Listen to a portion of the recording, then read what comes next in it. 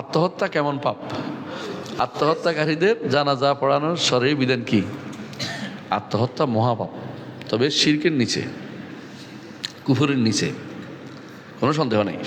শিরক মানুষ দেখে না, আত্মহত্যার ব্যাপার করে দেখতে, তাই না? অনেকে আছে দেখবেন যে শিরিক জানাজা পড়ার জন্য সব হাজির হয়েছে, টাকা পয়সা দিয়ে গেছে গা।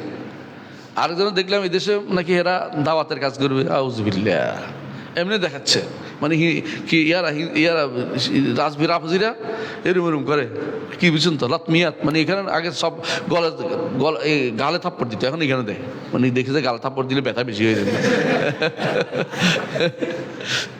আর উনি যাই এরকম করতেছে, হ্যাঁ, কারে খুশি করতেছ? আল্লাহ তাআলা অবশ্যই তোমাকে দেখতেছে, তুমি কারে খুশি করতেছ। দুনিয়াতে বড় হইলেও আখেরাতে বড় হইতে পারবে না।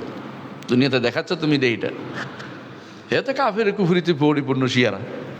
কোরআনকে যারা বিকৃত বলে বিশ্বাস করে তাদেরকে আপনি কী চান? তাদেরকে চাওয়ার কিছু নেই। আয়েশা রাদিয়াল্লাহু আনহা যারা গালি দেয়, আবু বকর ওমরকে ব্যাপারে যারা বলে যে ওই আল্লাহর ইবাদত করে না যে আল্লাহ আবু বকর ওমরের ক্ষমতা দেয়, তাদের নিজের বইতে লিখছে তারে জানাজা দেওয়ার জন্য। কি জানাজা এটা? তার বউর ইজ্জত শেষ হয়ে গেছে, এরপর জানাজা শুরু হয়েছে। এরপরে কি হবে বুঝতেছি না।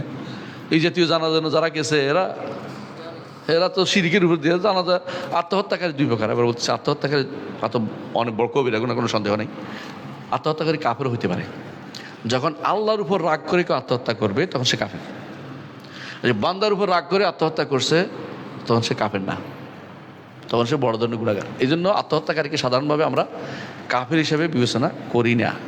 কেন? কারণ হতে পারে কোনটা যে করছে আমাদের জানা নেই। যদি জানা থাকে যে বলে বলছে আল্লাহর উপর রাগ করে মরে যাচ্ছে, তাহলে সে ব্যক্তি কাফের। কারণ আল ইয়াসু আল কানুতু কুফরুন।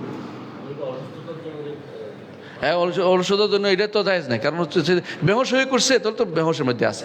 আর তো হুঁশের উপর করে আল্লাহর উপর রাগ করে করছে, তাহলে কাফের হয়ে গেছে, কুফরি করে মারা গেছে। তারপর জানাজা সাধারণ মানুষ দিবে না, কোনো 3-4 জনে মিলে, একটা ফলাওয়ানে মিলে কোনো খাতায় দিবে তার, এটা নিয়ম।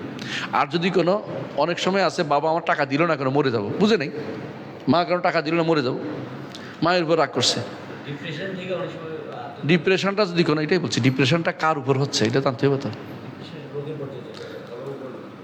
হ্যাঁ, তখন তো এই যে ভাবনি আসতে হবে, তো এটা পাগল, তার মাথা ঠিক নেই। তো এরকম অবস্থায় তো সে তো বোঝা গেছে সে তো পাগল না, মানে সে তো পাগল, মানে ইয়া না, প্রকৃতিস্থ না, সুস্থ অবস্থা নেই। এরকম মানুষ তো কাফের বলা যাবে না, গুনাহগার। এটা করছে কেন এটাই, কিন্তু তাকে জানাজা করতে হবে, তার জানাজা দিতে হবে, বুঝলেন তো কথাটা? জি। তাহলে মানুষ দুই প্রকার, একটা কি, এটা হলো প্রকৃত, মানে হুঁশে আছে, হুঁশে নাই। হুঁশে থাকলে তার যদি দেখতে হবে, হুঁশে নাই তার জানাজা পড়ে ফেলবেন, কারণ তার কোনো তাকলিফ নেই। হুঁশে আছে দুই প্রকার, আল্লাহর উপর রাগ করে মরছে, জানাজা দিবেন না। আল্লাহ ছাড়া বান্দার উপর রাগ করে মরছে, কি জন্য? এইটা হয় না কেন, এটা দেয় না কেন, এটা করে না কেন, স্বামীর উপর রাগ করে মরছে, স্বামী আমারে নিল না কেন, বাইরে নিল না কেন, তাহলে সেই ব্যক্তি জানাজা পাবে, জি।